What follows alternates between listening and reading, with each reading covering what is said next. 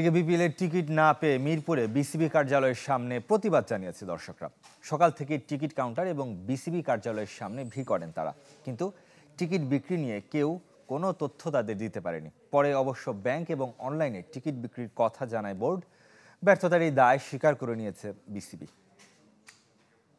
বছর শেষের খুশি নগদে হবে বেশি। নগদ পেমেন্টে নির্দিষ্ট ক্যাটাগরির কেনাকাটায় 300 টাকা পর্যন্ত ক্যাশব্যাক। টিকিটের দাবিতে হট্টগোল, ভেঙে ফেলার মতো অবস্থা হোম অফ টিকিটের ফটক। বাইরে বের হতে পারছেন না লিটন দাস। যেন সোনার হরিণ বিপিএল এর টিকিট। বরিশাল থেকে ঢাকায় এসে বিপাকে আবু রায়হান নামের এক সমর্থক।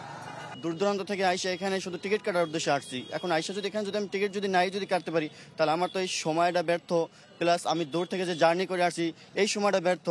যেটাতে গেলে আমি আসি না কেন, আমার ঠিকানা হচ্ছে বরিশাল পটুয়াখালী। আমি পটুয়াখালী থেকে সকালে আইসা এখানে আমি অনেকক্ষণ তোমার দাঁড়া রয়েছি, সিরিয়ালে দাঁড়াইছি রোদের ভিতরে 1.5-2 ঘন্টা, কিন্তু তারপরও টিকিটে কোনো আমি আশ্বাস পাই নাই এখনো।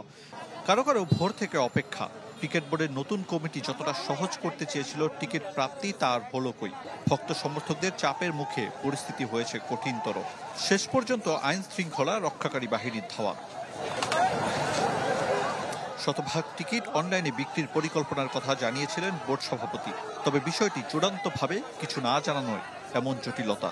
অনলাইনে কাটা যাচ্ছে না টিকিট, বন্ধ মিরপুরের বুথ। তাই তো রাগ ক্ষোভ ঝরেছে।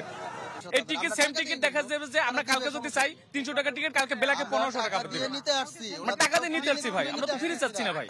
তোপের মুখে ভুল স্বীকার করে নিয়েছে বিসিবি। নিজেদের দায় স্বীকার করে পরবর্তীতে জানিয়েছে করণীয়।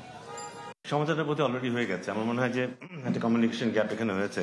অনলাইনে বোধহয় ইট ইজ অলরেডি অনলাইনে এটা কেনার সুযোগ অলরেডি আছে। অফলাইনে ব্যাংক থেকে আজ বিকেল 4টা থেকে 6টা পর্যন্ত কিন্তু আজকে থেকে বিক্রি করা শুরু হয়ে যাবে। এটা না, দায়ভারটা অবশ্যই আমাদেরকে নিতে হবে। As simple as that. যারা খেলা দেখতে আগ্রহী, যারা খেলা দেখতে চান, তাদের কাছে তথ্যটা আরো আগে যাওয়া উচিত ছিল। না যাওয়াটার দায়টা কিন্তু কমপ্লিটলি আমার। এখন লক্ষ্য সব সময়ের চ্যালেঞ্জ, টিকিট কালোবাজারি রোধ।